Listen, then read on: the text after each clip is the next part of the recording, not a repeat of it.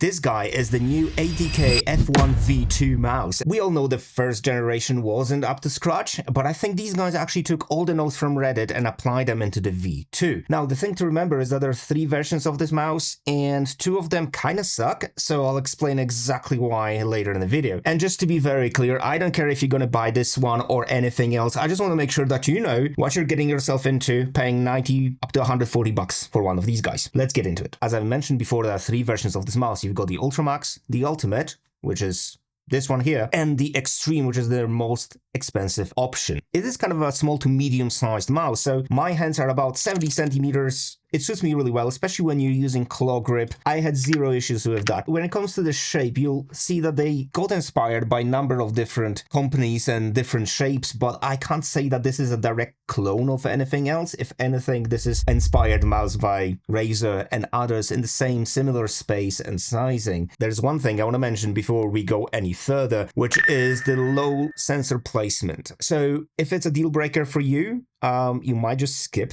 this video or this mouse altogether. Honestly, I've never had an issue with the freaking sensor placement. Maybe just not good enough to feel the difference, but in my opinion, this is just a gimmick and an excuse to not get good and getting killed. When I said that this mouse took a lot of notes from Reddit complaints, I meant it, because the build quality on the V2 is nothing like the V1.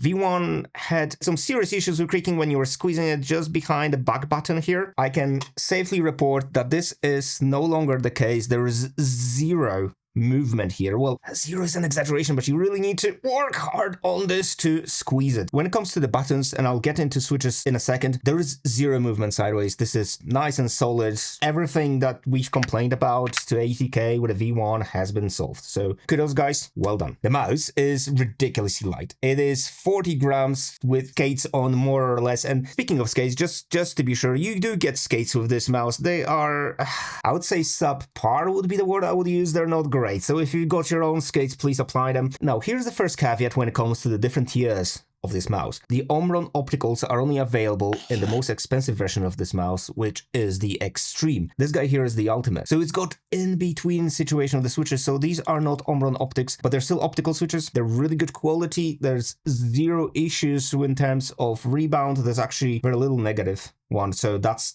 is pretty cool. If there's any that you can actually notice, let me know. I couldn't really feel that. Is it worth extra 40 bucks between these and Omrons? It would be nice to have Omrons, but this is sub 90 bucks mouse, whereas the Extreme is 139, and I honestly, personally, I wouldn't pay extra. And I'll explain why, because there's a downside to the Extreme that kind of kills it as a concept for me. Speaking of switches, if you're thinking of the Pro Max, because it's nicely attractively priced and it's got a bigger battery, don't. It's got mechanical switches. I haven't had mouse with mechanical switches in quite some time, especially in the gaming side of things. Let's just say that they're not ideal and you shouldn't even consider that or save up more money for something better. And there's alternatives out there that are in the same price brackets with better switches. So let's leave it at that. Now, when it comes to side buttons are okay, don't get me wrong, but they are on the slightly heavier side. The actuation and the depth of travel is a little bit more than I would like on a gaming mouse. It's not horrible by any means, but it kind of feels a bit too stiff. There's nothing you can do to fix that. And it's not a big issue. Again, this is me nitpicking, but since we're reviewing this thing, I want to make sure that you know what you're getting into.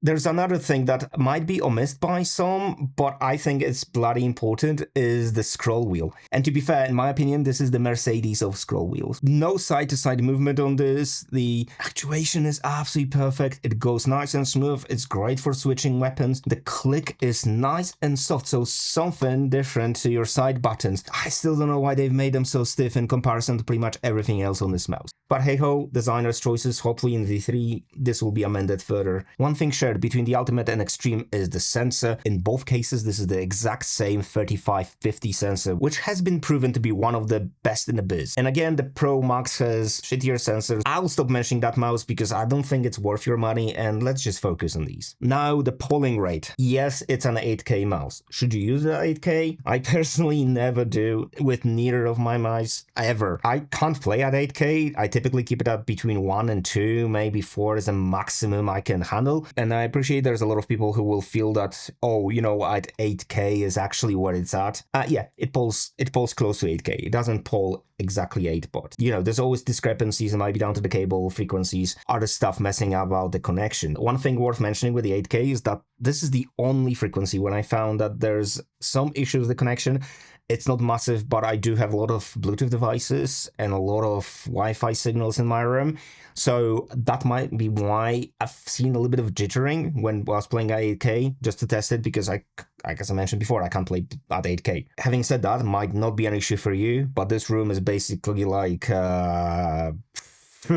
brain oven. So when it comes to the software, it is web-based, so there's no need to install any drivers. You've got your macros, you've got your DPI settings, and yeah, I know, but I've been using these settings for ages, so shush. Now, in terms of performance settings, again, I'm running 2K.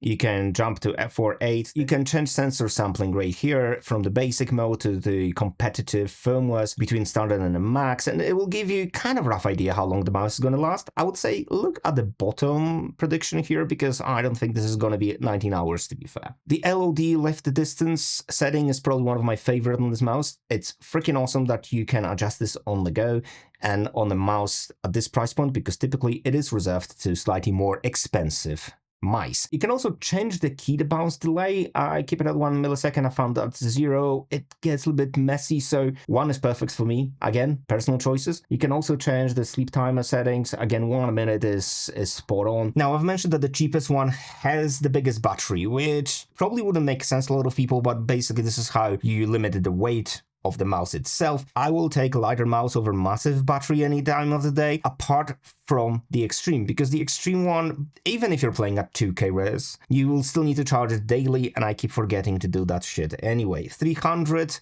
milliamps on the Ultimate feels like a sweet spot. You still need to stay on top of charging it. You can set your dongle to remind you that it's getting in that 15% battery category where you should probably plug it in before you start another round. I've got into a habit of just plugging mice that I don't use straight into my chargers after I've done playing. If I'm moving on to my work environment, I use the monstrosity of the MX4 from Logitech, and that battery life might be an issue for you in the long run. What I would say with this mouse in particular, you should be absolutely fine surviving the whole day of gaming and then plugging it in at the end of the day.